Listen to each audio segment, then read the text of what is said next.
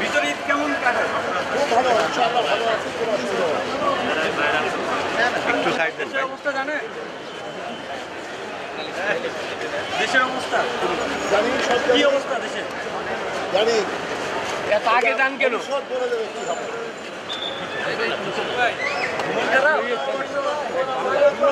হ্যাঁ ঠিক আছে। সাইডের লাইট পয়লা বৈশাখ কেমন কাটছে ভাই? পয়লা বৈশাখ কেমন কাটছে? পয়লা বৈশাখে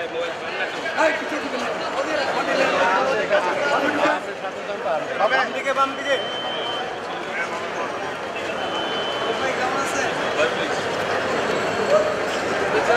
পানির দিকে আমরা ভিজে গেলাম।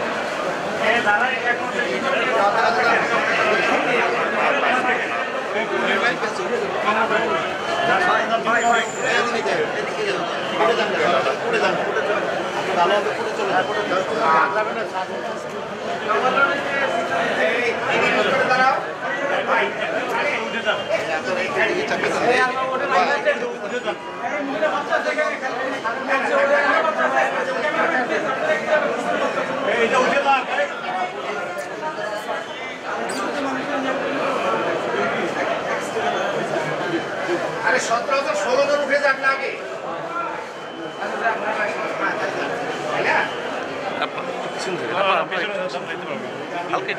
সেফটি আগে, সেফটি ফার্স্ট।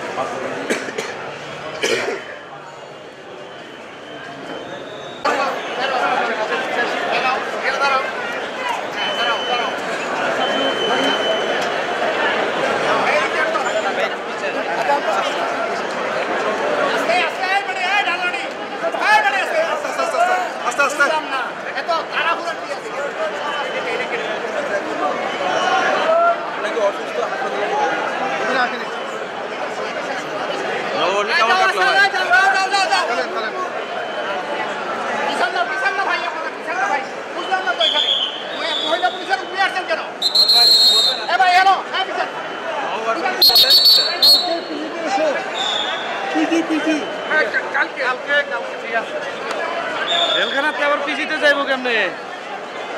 হ্যাঁ পায়ে ব্যথা হয়েছেন কেমনে? কষ্ট করার সুযোগ নেই। সামনে কেউ কেউ কেউ গুতো মারবেন না ভাই প্লিজ ভাই আমাদের খরচের মধ্যে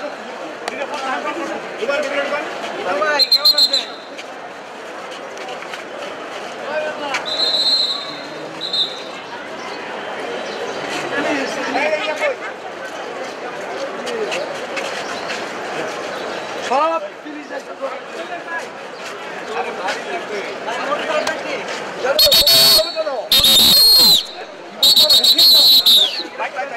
ভাই আস্তে লোকগুলো ঢুকুন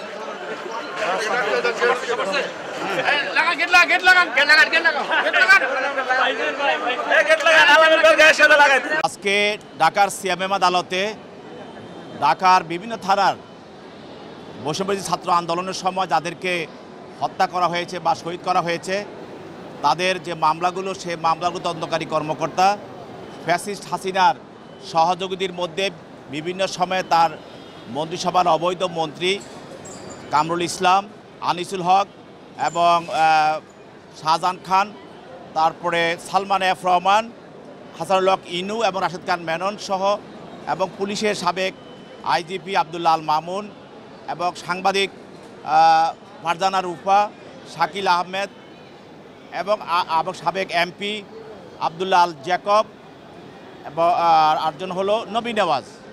মোট এই 15 জনকে বিজ্ঞ আদালতে তদন্তকারী কর্মকর্তা উপস্থাপন করে তাদের অনেকেরই সৌনের গ্রেপ্তার বিভিন্ন মামলায় গ্রেপ্তার দেখানোর জন্য প্রার্থনা করেন। তার মধ্যে 3টি মামলায় রিমান্ডের প্রার্থনা করেন। বাকি মামলাগুলোতে আসামিদেরকে গ্রেপ্তার দেখানো হয় যেহেতু তারা এই মামলাগুলোর আজাহারনামী আসামি। আর 3টি মামলায় একটি মামলায় আব্দুল্লাহ আল মামুন এবং যাত্রাবাড়ির যে বিতর্কিত ওসি হাসান তাদের বিরুদ্ধে 3 দিনের রিমান্ড মঞ্জুর করা, মামুনের বিরুদ্ধে 3 দিন রিমান্ড এবং হাসানের বিরুদ্ধে 5 দিন রিমান্ড। আরেকটি মামলায় সাবেক অবৈধ এমপি আব্দুল্লাহ আল জ্যাকব তার বিরুদ্ধে 3 দিন রিমান্ড এবং সাবেক অবৈধ এমপি নবী নেওয়াজ তার বিরুদ্ধে 5 দিনের রিমান্ড মঞ্জুর করা হয়। যাদের বিরুদ্ধে রিমান্ড মঞ্জুর করা হয় তাদেরকে জিজ্ঞাসাবাদ করার জন্য তদন্তকারী কর্মকর্তার হেফাজতে প্রদান করেন। আর যাদেরকে সৌনারেশ করা হয় তাদেরকে সিডব্লিউ মূলে জেল হাজতে প্রেরণ করা হয়। আজকে যাত্রাবাড়ির একটি হত্যা মামলা, এটা হলো গত 5/8/24 তারিখের একটি মামলা। এই মামলায় মোজাম্মেল হক বাবু এবং শাকিল আহমেদ এবং ফারজানা রূপা তারা এজাহারনামী আসামি। তদন্তকারী কর্মকর্তা এই মামলার তদন্তে অন্যান্য আসামিদের জিজ্ঞাসাবাদ করে এবং ঘটনার বিভিন্ন বিষয় ভিডিও চিত্র এবং তাদের কনভারসেশন বিভিন্ন কিছু পর্যালোচনা করে তাদেরকে এই মামলার সঙ্গে সম্পৃক্ত থাকার কারণে তাদেরকে জিজ্ঞাসাবাদ করার প্রয়োজন হয়। তার জন্য তাদেরকে জিজ্ঞাসাবাদ নয়, তাদেরকে এই মামলা পরবর্তীতে জিজ্ঞাসাবাদ করা হবে। আপাতত তাদেরকে এই মামলায় গ্রেপ্তার দেখানোর জন্য প্রয়োজন হয়, সেই জন্য তাদের বিরুদ্ধে সৌনাশ করার জন্য তাদেরকে এই মামলা গ্রেপ্তার দেখানোর জন্য প্রার্থনা করা হয় এবং তাদের প্রার্থনা মঞ্জুর করা হয়।